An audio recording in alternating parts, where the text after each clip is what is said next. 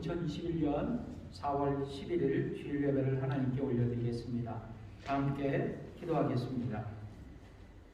전능하신 하나님 아버지, 오늘 이 시간 교회 본당에서 주일 예배를 드리게 하시니 감사합니다.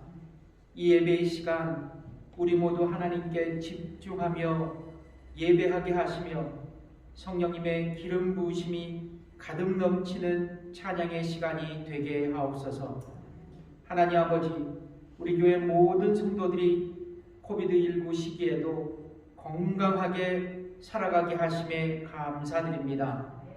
특별히 연로하신 권사님, 장로님, 집사님, 성도님들을 축복하시사 영육간의 강건함을 허락하여 주시고 우리 교회 가정의 자녀들이 축복된 삶을 누릴 수 있도록 인도해 주옵소서.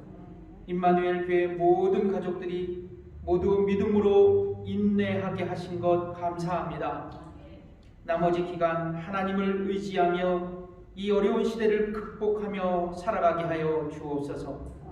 또한 우리들의 일터를 지켜 주옵시고 또 일터를 통해 하나님 축복의 열매를 거두게 하옵소서.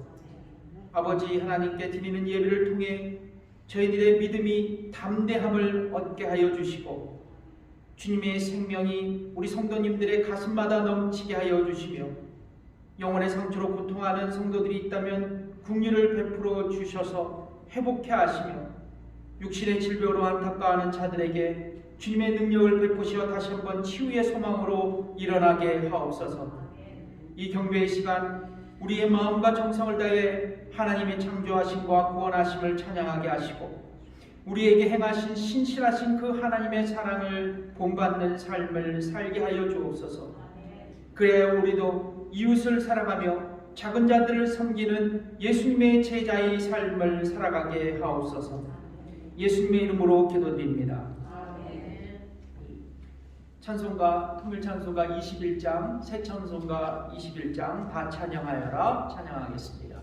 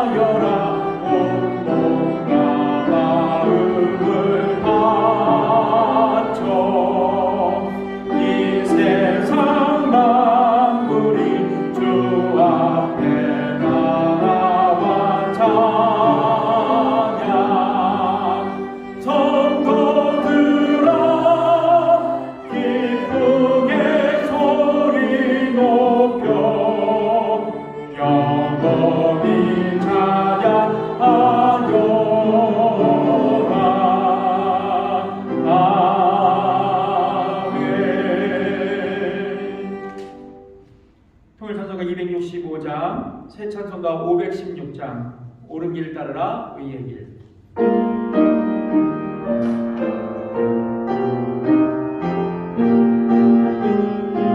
박수 치면서 찬양하겠습니다. 옳은 길 따르라 의의 길, 세계와 미래의 길, 이 길 따라서 살 길은 온 세계에 전하세.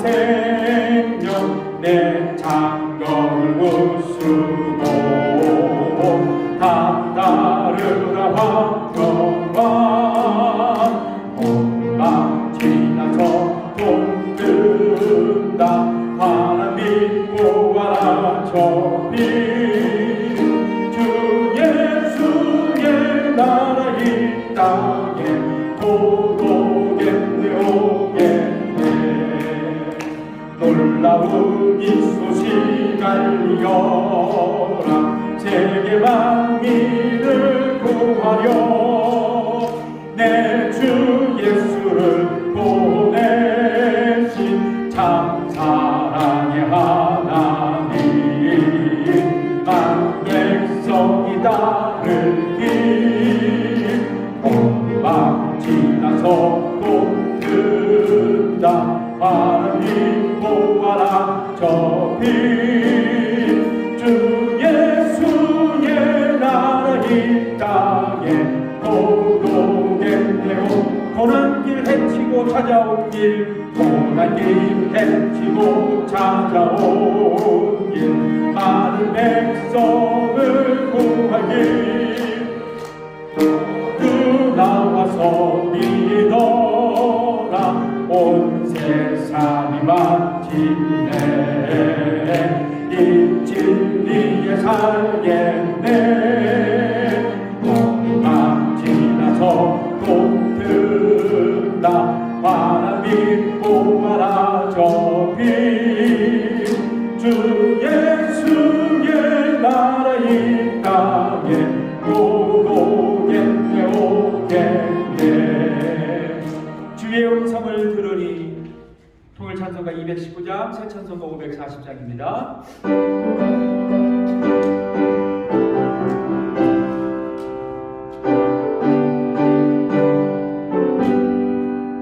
주의 음성을 내가 들으니 사랑하는 마리에세 믿는 마음으로 주께 가오니 나를 영접하소서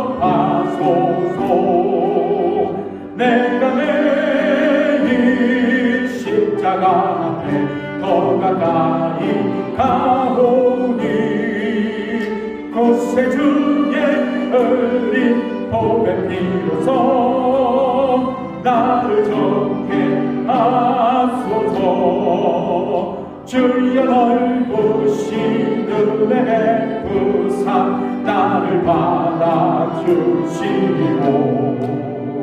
나의 품은 뜻 주의 뜻같이 되게 하여 주소서 아멘 내가 매일 십자가 앞에 더 가까이 가오니 곳에 주의 흘린 복의 피로서 나를 정케 주의 보좌로 나갈 때에 주의 보좌로 나갈 때에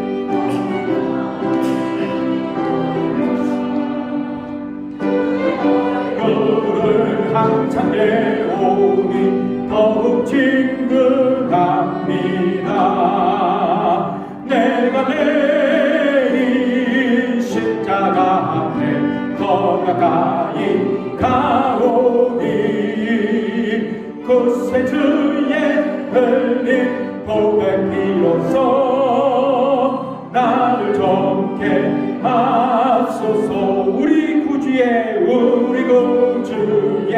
넓은 사랑을 증량할 자 없으며 주가 주시는 참된 기쁨도 헤아릴 수 없도다 내가 내린 십자가 앞에 더 가까이 가오니 곳에 주의 흘린 복의 피로서 나를 정케 하소서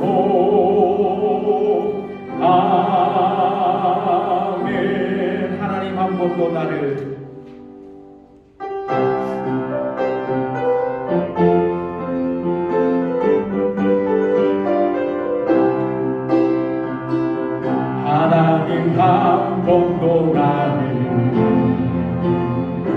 실망시킨 적 없으시고 언제나 공평과 은혜로 나를 지키셨네.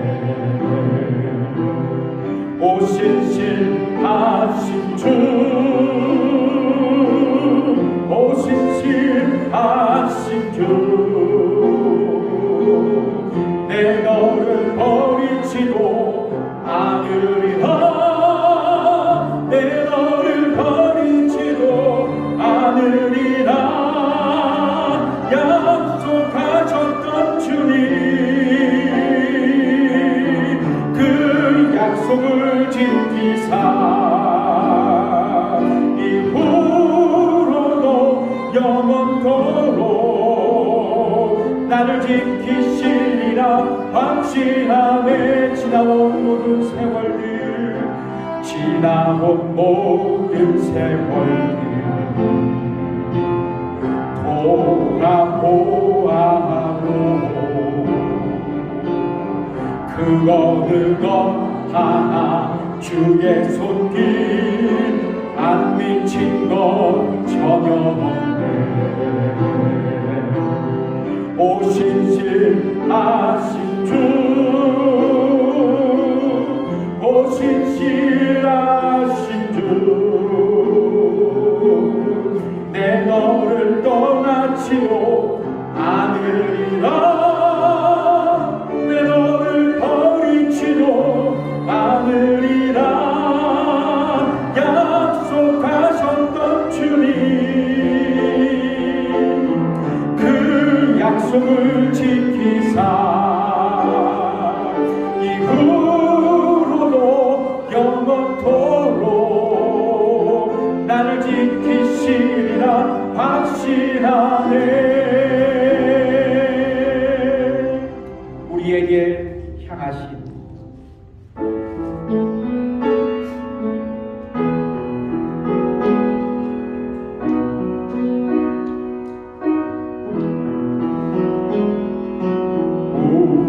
우리에게 향하신 여호와의 인자하심이 크고 크도다 크시도다 크고 크도다 크시도다. 우리에게 향하신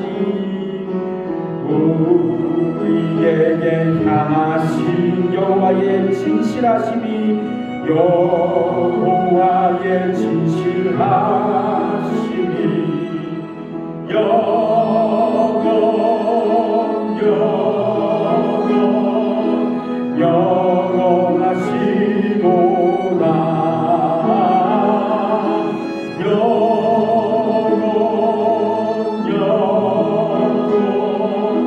영원한 우리에게 향하신 계획하심이 우리에게 향하신 여호와의 계획하심이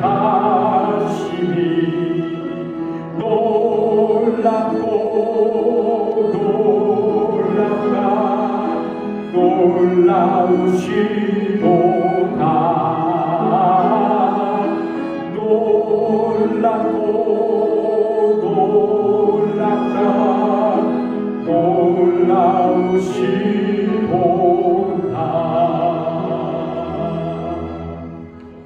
아멘. 우리 앞에 보시면서 중보의 기도의 시간을 갖겠습니다.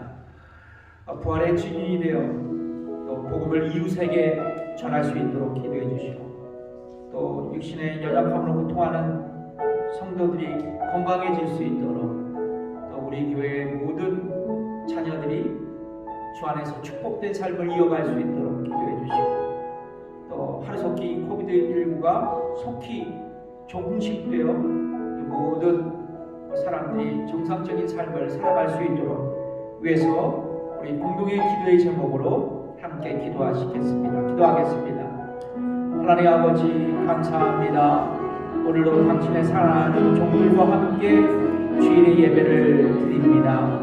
이 시간 저희들이 한 목소리 한 마음과 한 뜻을 모아 충고의 기도의 제목으로 돌려드립니다. 우리 교회 모든 가족들이 부활의 증인이 되어 복음을 이웃에게 전하는 아버지의 부활의 증인의 사명을 감당할 수 있도록 축복하여 주시고, 우리 교회 육신의 연약함으로 고통하는 성도들이 아버지 안에 다시 한번 건강을 회복할 수 있도록 인도해 주옵시고, 또 우리 교회 자녀들이 또한 주님의 은혜로 어려운 시대 가운데 아버지와 축복된 삶을 걸어갈 수 있도록 인도해 주시옵소서. 또한 이 땅의 코비드19가 속히 종식될 수 있도록 축복해 주시고, 또 이런 어려운 때에 저희들이 믿음으로 극복하며 기도하며 이 시대를 승리하게 하옵소서. 감사드리며 예수님의 이름으로 기도드립니다. 이 시간 헌금 찬양 올리겠습니다. 주가 보이신 생명의 길.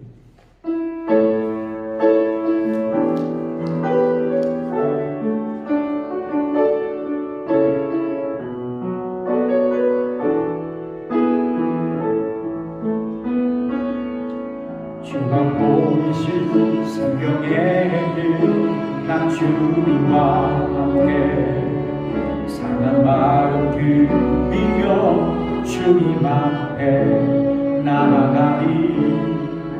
나의 의로움이 되신 주 그 이름 예수, 나의 길이 되신 이름 예수. 나의 길 오직 그가 아시나니. 나를 단련하신 후에 내 가족은 같이. 나 다시 한번 우리 찬양할까요? 주가 보이신 생명의 길, 주가 보이신 생명의 길, 나 주님과 함께 상한 마음 들이며 주님 앞에 나아가리. 나의 의로움이 되신 주 그 이름 예수, 나의 길이 되신 이름 예수. 나의 길 오직 그가 아시나니. 나를 단련하신 후에 내 가족은 같이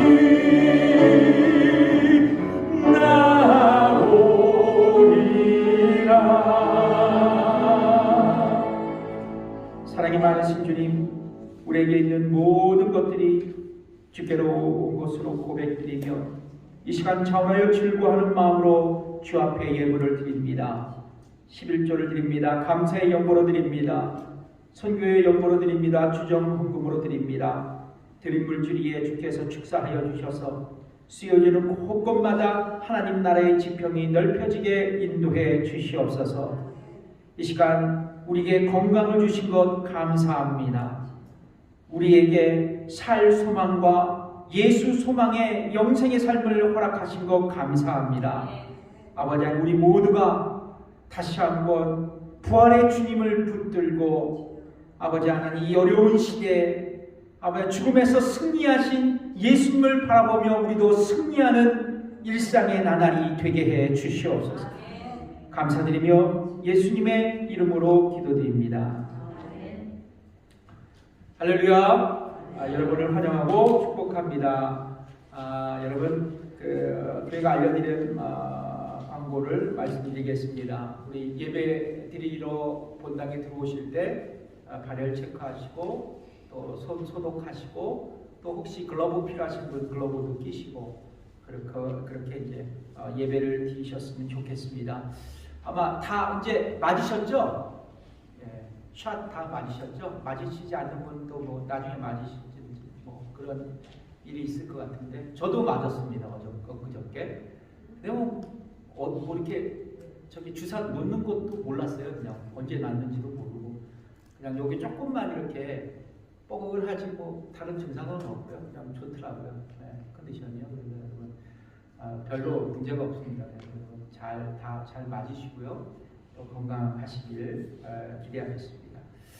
예, 오늘 생일자 11일 오늘이죠. 우리 고미경 집사님 우리 4월 달 생일자들이 많아요. 저희 교회는요.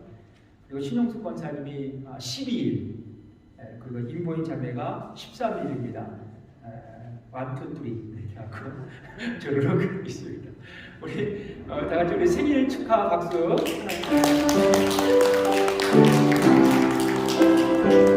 네, 생일 축하합니다. 예전 같았으면 식사하기 전에 박수 기도하고 그랬는데, 예. 그리고 4월 25일 날 재직회로 모이겠습니다. 여러분 재직되신 분들은 한 분 빠짐없이 다 재직회 모이실 준비를 하셨으면 좋겠습니다. 오늘 방문해 주신 분이 있습니다. 김정래 우리 자매님 동생분 김선순 우리 성도님 모셨는데요. 우리 박수로 환영하겠습니다. 감사합니다. 방문해 주셔서 고맙습니다. 네. 교회에서 소정의 선물을 준비했습니다. 받아가시고요.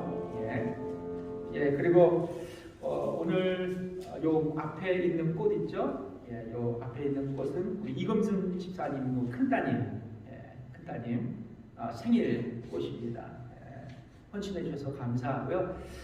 이제 꽃 헌화를 하시는 분들은 원래 저희들이 우리 교회 다목적실에서 개인별로 사인업을 했는데 이제 코비드 19 때문에 그게 좀 중단돼서 이제 스탑이 된 상태거든요. 그래서 혹시나 본인 기념일이나 아니면 헌화를 하기를 원하시는 분은 개별적으로 우리 김옥자 권사님한테 말씀 주시면 김옥자 권사님이 알아서 준비해 주시겠습니다. 맞죠? 예. 미리 얘기된 겁니다. 제가 직권으로 얘기한 게 아니라. 예, 그렇게 알아셨으면 좋겠습니다. 예, 이 시간 다 함께 일어나셔서요 하나님 말씀을 올려드리겠습니다. 하나님 말씀은 사도행전 1장 1절에서 11절까지 있는 말씀입니다. 저는 여러분들의 봉독하고 여러분 눈으로 읽으셨으면 좋겠습니다. 데오빌로여, 내가 먼저 쓴 글에는 무릇 예수의 행하시며 가르치시기를 시작하신부터 그의 택하신 사도들에게 성령으로 명하시고 승천하신 날까지의 일을 기록하였노라. 해 받으신 후에 또한 저희에게 확실한 많은 증거로 친히 사심을 나타내사 40일 동안 저희에게 보이시며 하나님 나라의 일을 말씀하시니라. 사도와 같이 보이사 저희에게 분부하여 가라사대 예루살렘을 떠나지 말고 내게 들은 바 아버지의 약속하신 것을 기다리라. 요한은 불로 침례를 베풀었으나 너희는 몇 날이 못되어 성령으로 침례를 받으리라 하셨느니라. 예수께서 하늘로 올리우시다. 저희가 모였을 때 예수께 묻자와 가로되 주께서 이스라엘 나라를 회복하심이 이때니까 하니 가라사대 때와 기한은 아버지께서 자기의 권한에 두셨으니 너희의 알 바 아니요 오직 성령이 너희에게 임하시면 너희가 권능을 받고 예루살렘과 온 유대와 사마리아와 땅 끝까지 이르러 내 증인이 되리라 하시니라. 이 말씀을 마치시고 저희 보는 데서 올리어 가시니 구름이 저를 가리워 보이지 않게 하더라. 올라가실 때 제자들이 자세히 하늘을 쳐다보고 있는데 흰옷 입은 두 사람이 저희 곁에 서서 가로되 갈릴리 사람들아 어찌하여 서서 하늘을 쳐다보느냐. 너희 가운데서 하늘로 올리우신 이 예수는 하늘로 가심을 본 그대로 오시리라 하였느니라. 아멘. 오늘 본문의 말씀으로 앉아주시고요. 오늘 본문의 말씀으로 부활의 증인이라는 제목으로 여러분과 함께 말씀을 나누겠습니다. 미국에서 대중들에게 인기 있는 프랜차이즈 커피가 있죠. 아마도 단연코 우리 생각에 스타벅스라고 생각할 것입니다. 이 시대를 살아가는 사람들에게 스타벅스는 가정과 학교가 아닌 제3의 장소로서 이 여가를 즐기는 장소가 되었습니다. 원래 스타벅스는요, 시애틀의 작은 커피숍으로 시작되었습니다. 그러다 하워드 슐츠라는 사람을 통해서 프랜차이즈 커피로 재탄생돼서 이 스타벅스는 미국뿐만 아니라 전 세계적으로 빠르게 확산되고 있습니다. 여러분 여담이지만 시애틀을 가보신 분들은 아실 거예요. 시애틀을 소위 커피의 도시라고 말하고 있죠. 왜냐하면 시애틀에 연평균 기온이 좀 낮고 비가 많이 와요. 그래서 기온이 쌀쌀하기 때문에 사람들이 커피를 즐겨합니다. 그래서 커피 스몰 비즈니스가 성행하는 곳이 바로 시애틀입니다. 원래 여러분 커피는요, 이 이슬람 세계에서 들어온 기호식품이었어요. 특히 영국은 어떤 문화죠? 티 문화죠. 그래서 이슬람 세계에서 들어온 이 커피를 이 이교도의 음료, 악마의 음료로 부르기도 했습니다. 옛날 유럽 사람들은요.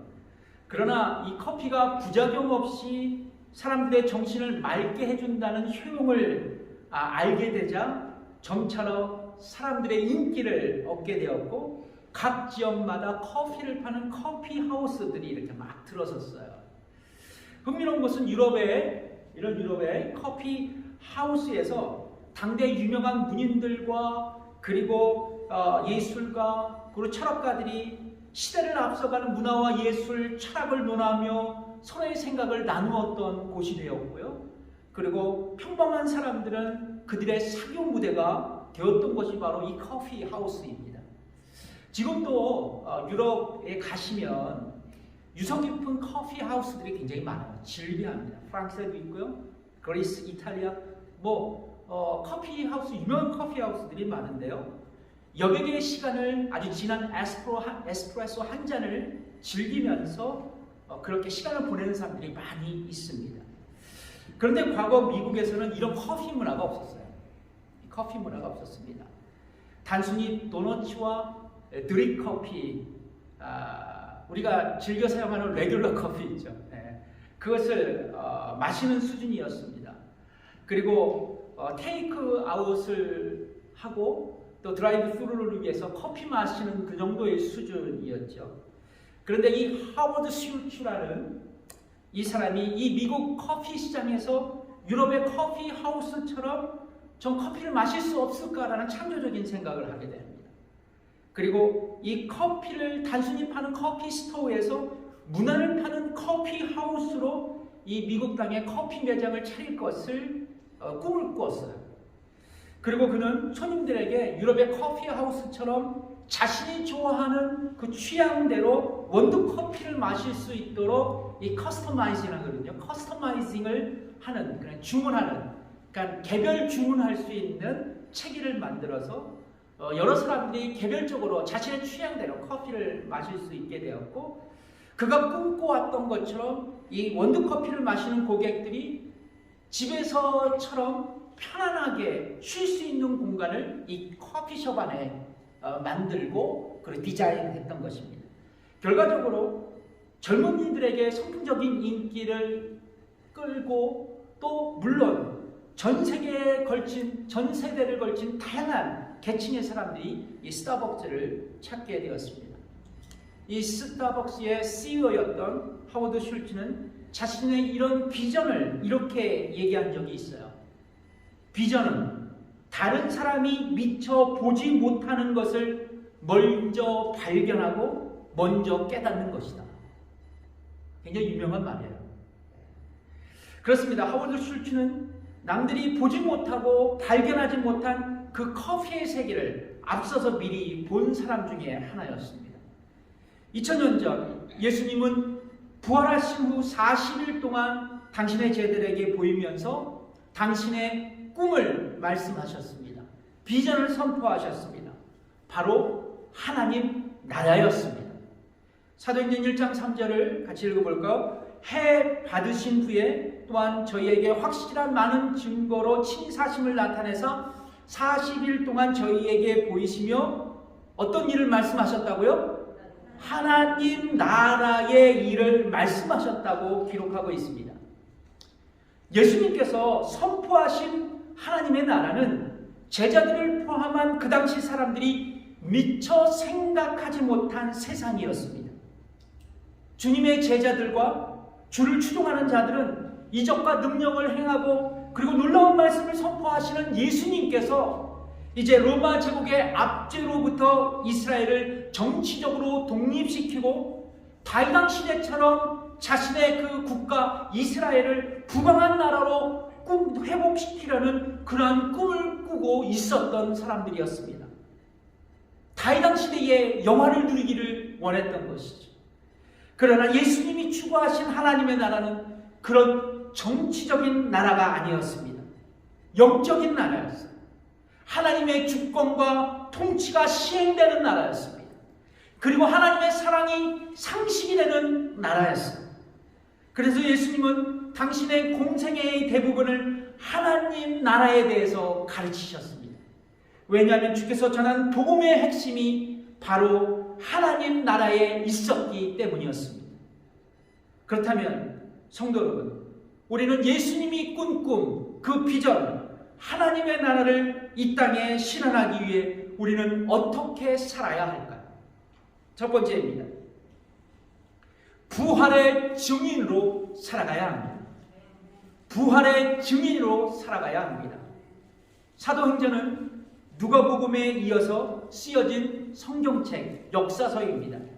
그러니까 누가복음에서는 예수님의 생애와 가르침, 십자가의 죽음, 그리고 부활과 승천의 이야기를 쓰고 있습니다. 그 뒤를 이어서 사도행전에서는 예수님의 부활 승천 사건을 시작으로 초대교회의 역사를 기록하고 이제 로마까지 복음이 확장되는 과정을 기록하고 있습니다. 오늘 본문의 그러니까 누가복음의 마지막 부분을 보면 예수님께서 십자가에 죽으신 후 그분을 따랐던 당신의 제자들, 대부분의 제자들, 주의 제자들은 실망하고 말았습니다. 절망하고 말았습니다. 그리고 두려워했어요. 어떤 제자는 자신의 고향으로 낙향하는 일들도 있었습니다. 그런데 말입니다. 천지가 개벽할 만한 소식을 이 세 명의 여인들을 통해 그들은 듣게 되었습니다. 죽은 예수께서, 십자가에 못 박혀 무덤에 갇히셨던 예수께서 다시 살아나셨다는 것입니다.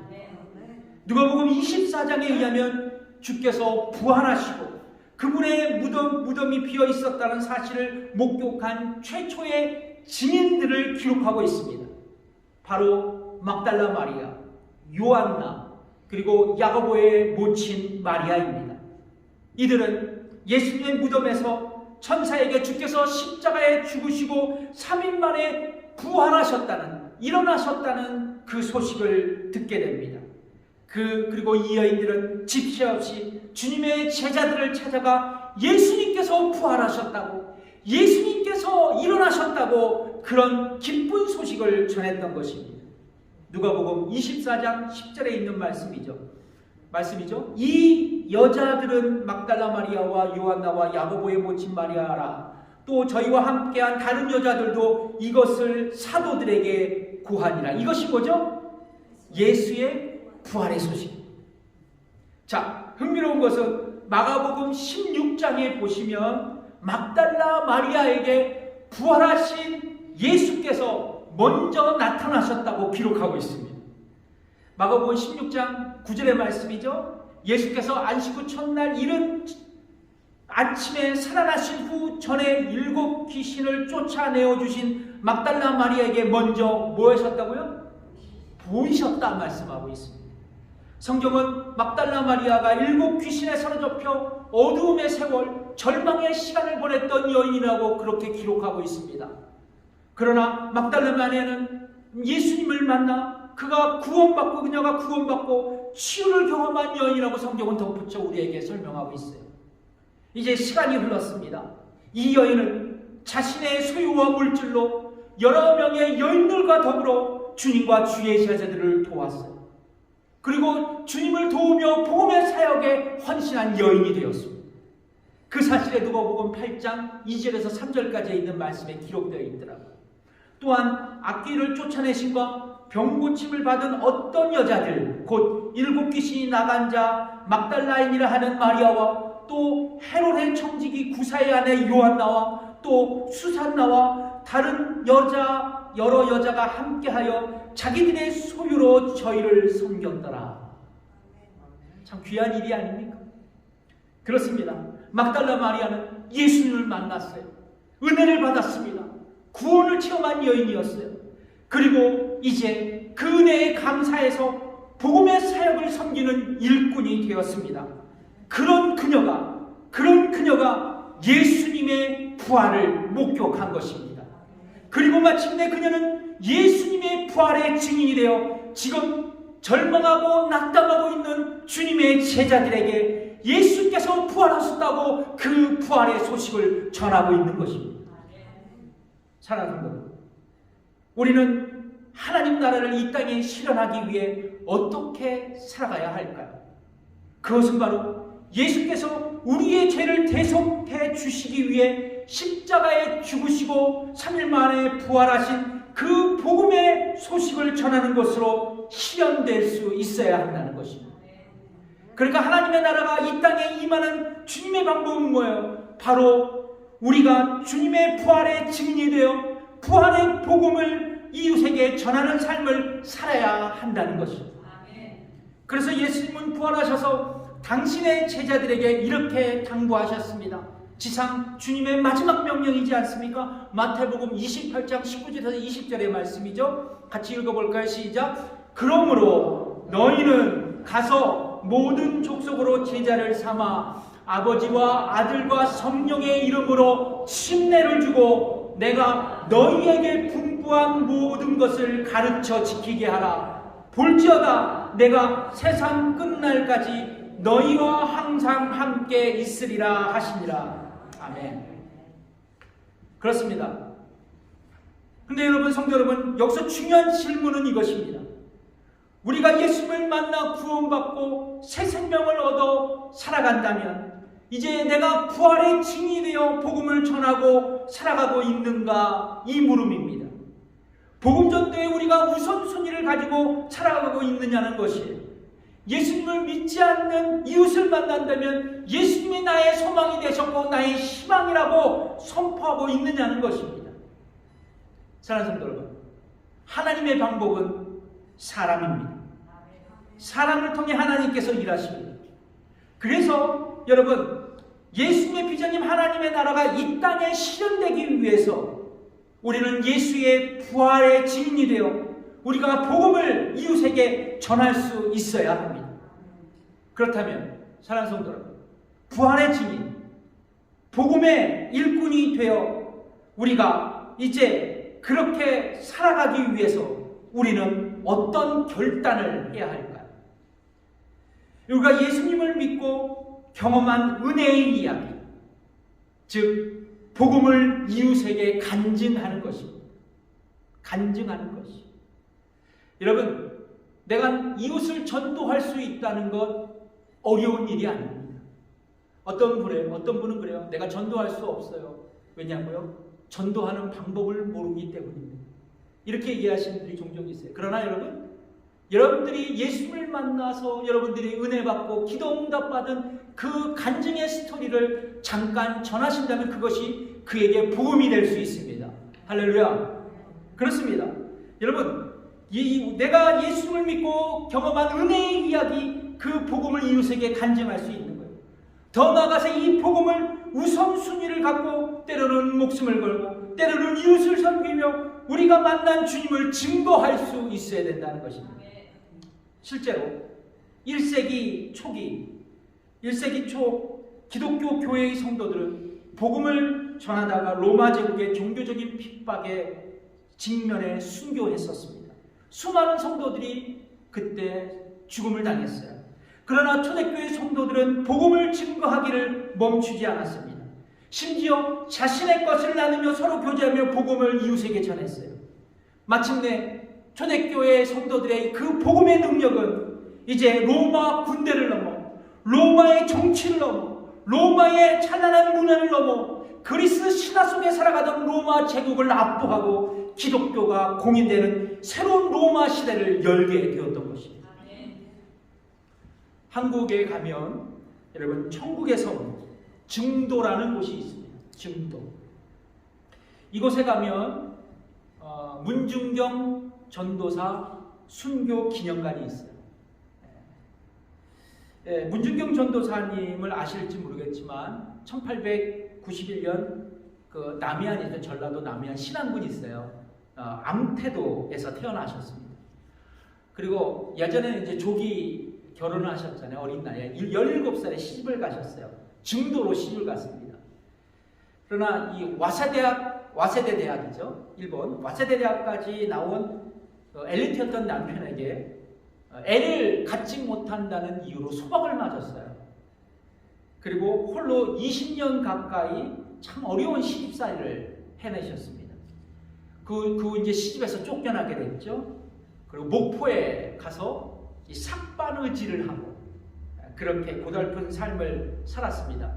그러던 어느 날 우연히 자신의 집에 찾아온 사람에게 복음을 들으셨어요. 예수님을 믿고 영접하게 되셨습니다.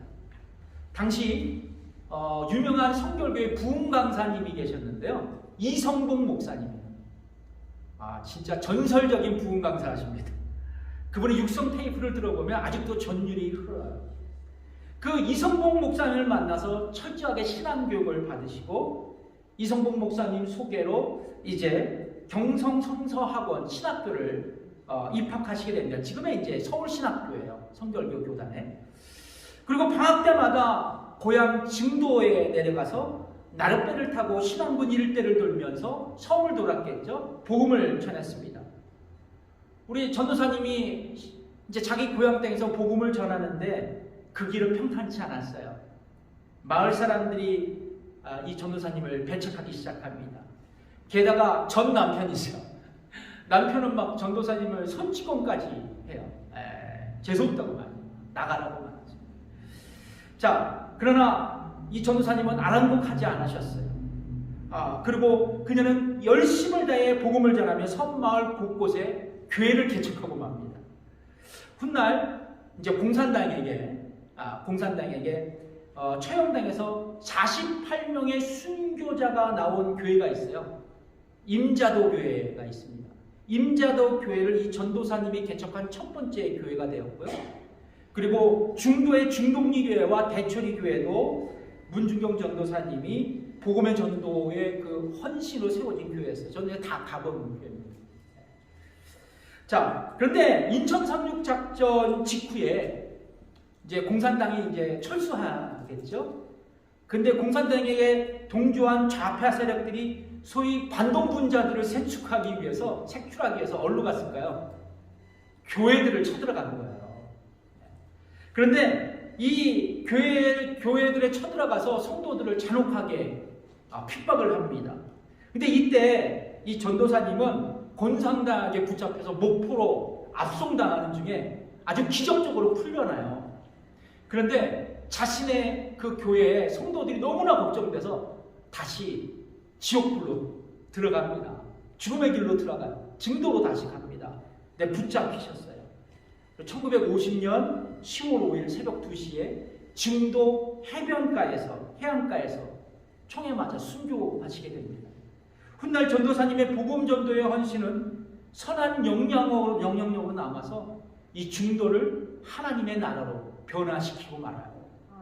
일설에 의하면 이 문중경 전도사님이 신안군 일대에서 섬들에서 이제 복음을 전하실 때 세 가지의 보따리를 가지고 다니셨다고 합니다. 세 가지 보따리.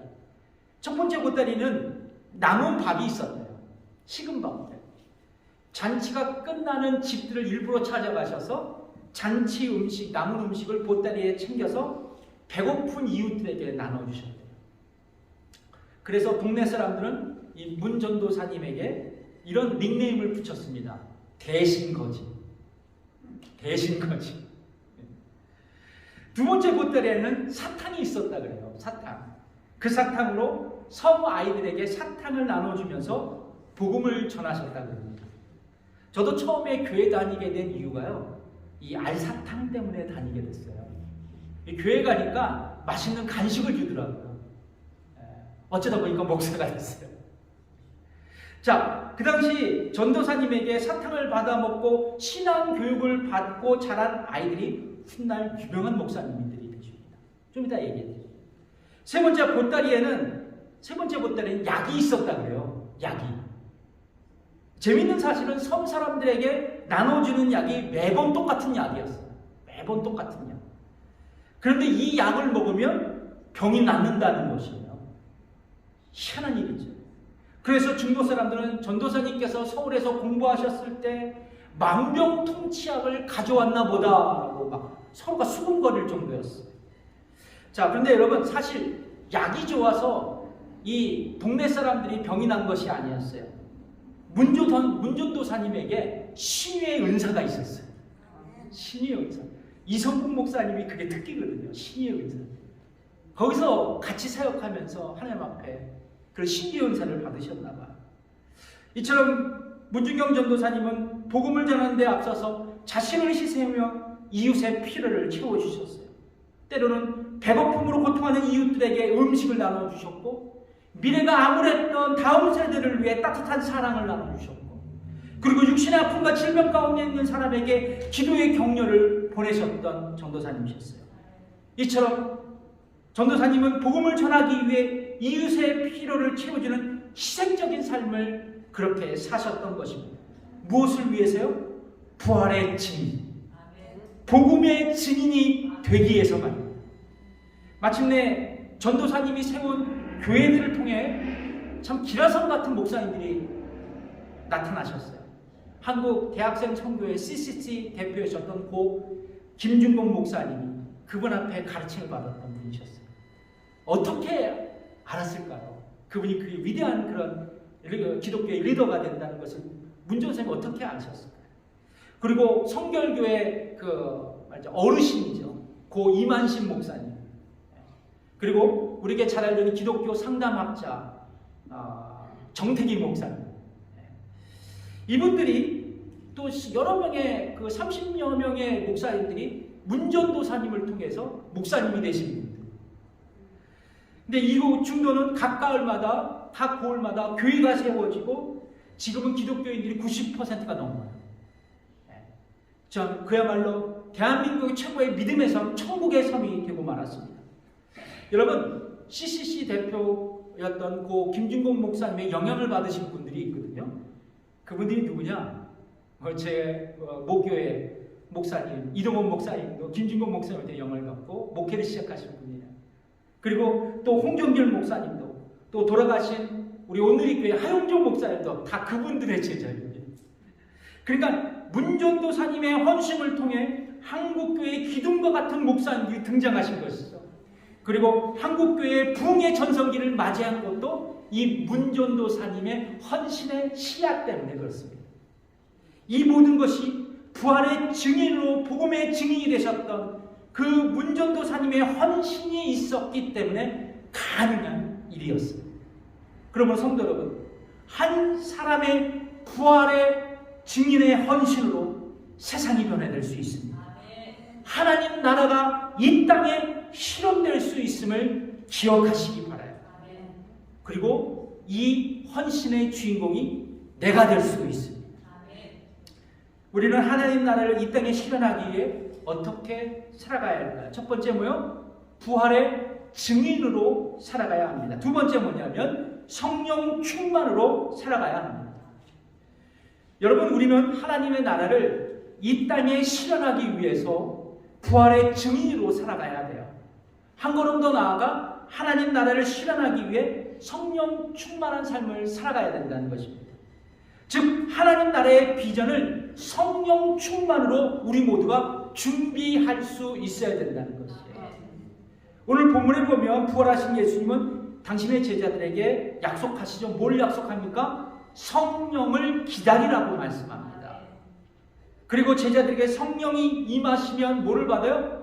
권능을 받고 예루살렘과 온 유대와 사마리아와 땅끝까지 이르러 내 증인이 되리라 명령하십니다.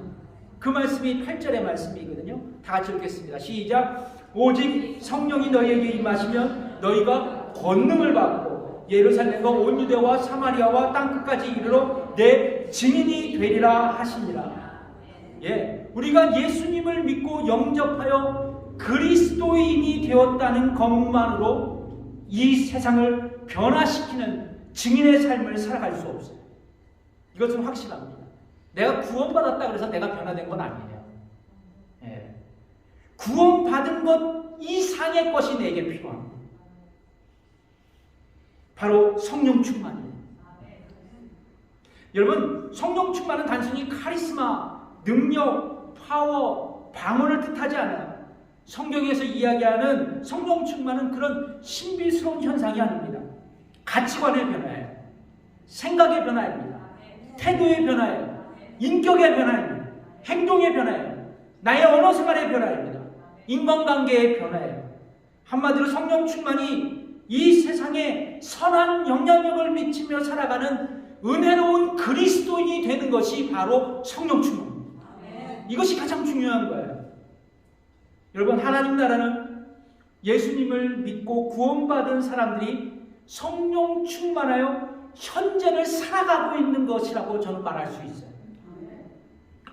그래서 바울 사도는 로마서에서 이렇게 말하고 있거든요. 로마서 14장 17절의 말씀입니다. 하나님 나라는 먹는 것과 마시는 것이 아니요 오직 성령 안에서 의와 평강과 희락이라. 의와 평강과 희락이라. 여러분, 천국은 미래에 우리가 죽어서 가야 할 완벽한 하나님의 나라예요. 여러분, 그 천국을 가시는 것을 확신하고 계십니까? 네, 아멘이죠. 그러나 여러분, 천국은 미래에 우리가 가야 할 완벽한 하나님의 나라지만 아직 나에게 오지 않았어요. 도래하지 않았다는 것입니다. 그러나 여러분, 분명한 것은 우리가 이미 하나님 나라에 살고 있어요. 이미 하나님 나라에 살고 있다니까요.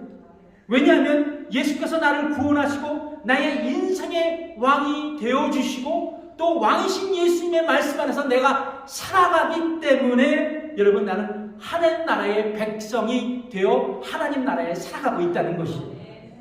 자, 그런데 여러분, 내가 하나님 나라의 백성으로 이 땅에서 살아가지만 아직 나는 완전한 존재가 아니에요. 불완전한 존재입니다. 나는 아직도 공사 중이에요. 나에게는 오류가 많다는 것이죠. 그래서 여러분, 우리는 아직과 이미의 긴장 상태에서 이 시대를 살아가고 있는 거예요. 아직과 이미. 자, 그래서 우리는 여러분, 불완전한 존재, 죄에 대해서 어정쩡한 존재로 하나님의 은혜로 살아가고 있는 겁니다. 자, 그런데 성경은 우리가 성령 충만하여 가치관과 태도와 생각과 삶이 변화된다면 우리가 궁극적으로 가야 할 천국의 삶을 이 땅에서도 경험할 수 있다고 말씀하고 있어요. 어떤 삶이에요? 의와 평강과 희락의 삶이 바로 그런 삶이에요. 그렇습니다. 성령 충만하여 내가 변화되면 나의 삶이 천국이 될 것이고 나의 이웃에게 천국의 삶을 보여주면서 그들에게 천국 복음을 전하는 천국 복음의 증인, 부활의 증인의 삶을 살아갈 수 있다는 것입니다. 그래서 여러분, 우리가 이 땅에서 하나님 나라를 실현하기 위해 무엇보다 중요한 것은 내가 복음의 증인으로 살아가야 되지만 내가 먼저 성령 충만해. 나의 가정이 성령 충만해야 됩니다. 나의 이웃이 성령 충만해야 돼. 삶의 변화에 선한 영향력으로 부활의 증인의 삶을 살아내가는 것입니다. 살아내가는 거예요. 지금도 부활하신 주님은 우리 모두에게 성령 충만해서 예루살렘과 유다와 사마리아 땅끝까지 이르러 부활의 증인이 될 수 있어야 된다고 당부하십니다. 그렇다면 여러분에게 예루살렘은 어디예요? 자신, 나의 가족, 이웃입니다. 유다는 어디일까요? 사크라멘토 지역이죠. 그리고 사마리아는 어디예요? 우리 미국 땅이겠죠. 그리고 땅끝은 어디입니까? 해외 선교죠. 타문화 선교예요. 그런데 성도 여러분, 성경은 왜 예루살렘을 먼저 지목하여 복음을 전하라고 우리에게 명령하실까요? 바로 자신과 나의 가족과 그리고 이웃의 변화가 세상 변화를 시키는 기초가 되기 때문입니다. 그렇습니다. 여러분, 내가 변화되지 않고는 이웃이 변화될 수 없어요. 내가 변화되지 않으면 세상도 변화될 수 없습니다. 그래서 내가 변화되고 나의 가정이 변화되고 이웃이 변화될 수 있어요. 그래서 우리는 때를 얻든지 못 얻든지 성령 충만해야 합니다. 그리고 부활의 증인에 그리고 복음의 증인으로서 이 땅에서 살아가야 돼요. 언제까지요? 언제까지요? 주님이 이 땅에 오실 때까지. 그래서 성경은 우리에게 이렇게 말씀하시죠. 11절이죠. 가로되 갈릴리 사람들아 어찌하여 서서 하늘을 쳐다보느냐. 너희 가운데 하늘로 올리우신 이 예수는 하늘로 가심을 본 그대로 오시리라 하였느니라. 여러분, 이 말씀을 저는 이렇게 받고 여러분들에게 말씀드리고 싶어요. 가로되 임마누엘 교회 성도들이여 어찌하여 서서 하늘만 쳐다보십니까? 여러분 가운데 하늘로 올리우신 이 예수는 하늘로 가심 본 그대로 오십니다. 그러므로 주님 오실 때까지 부활의 증인으로 복음의 증인으로 우리 모두 살아갑시다. 기도하겠습니다.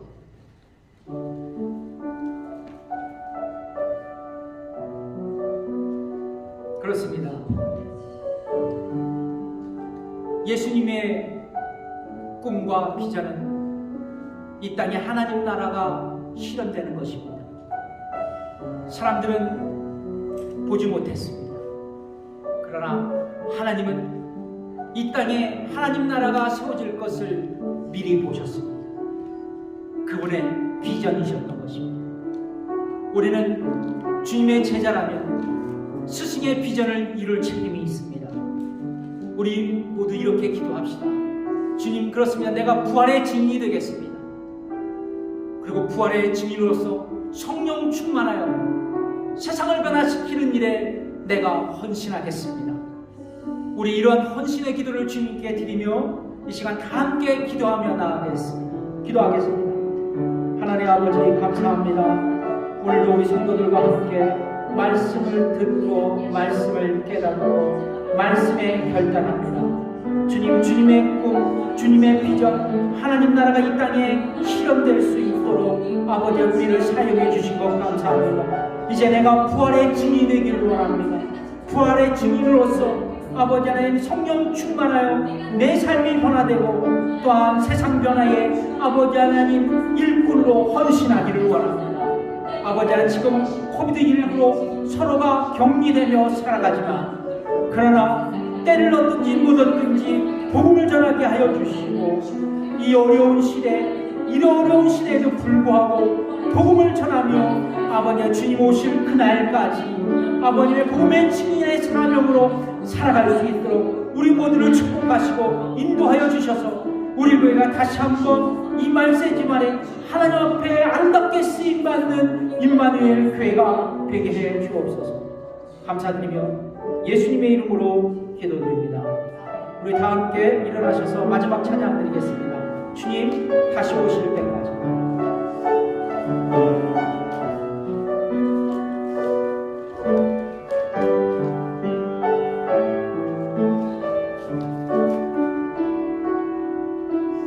주님 다시 오실 때까지 나는 이 길을 가리라.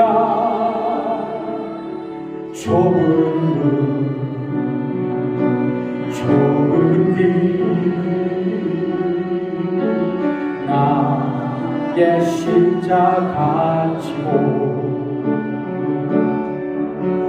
나의 가는 이 길 끝에서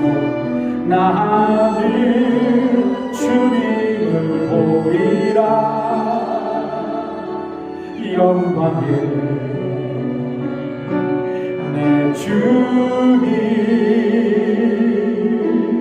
나를 맞아주시니 주님 다시 오실 때까지 나는 일어나 달려가리라. 주의 영광 온 땅 덮을 때 나는 일어나 노래하리. 나는 일어나 노래하리. 내 사모하는 주님 온 세상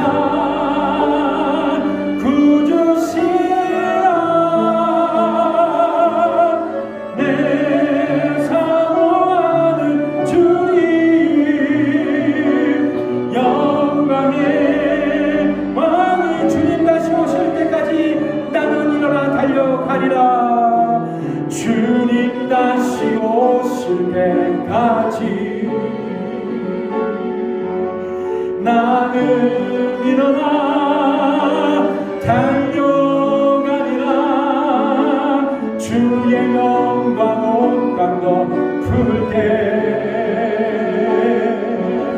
나는 일어나 노래하리.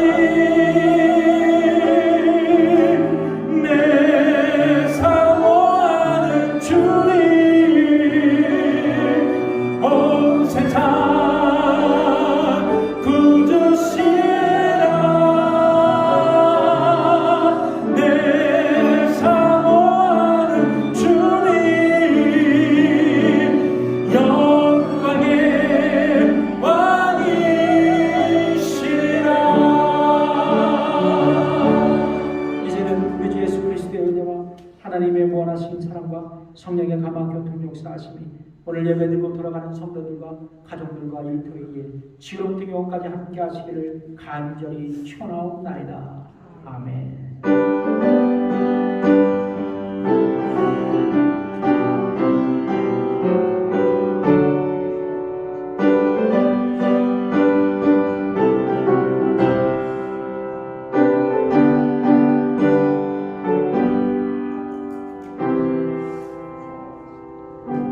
예배를 마쳤습니다. 다음 주에 뵙겠습니다. 감사합니다.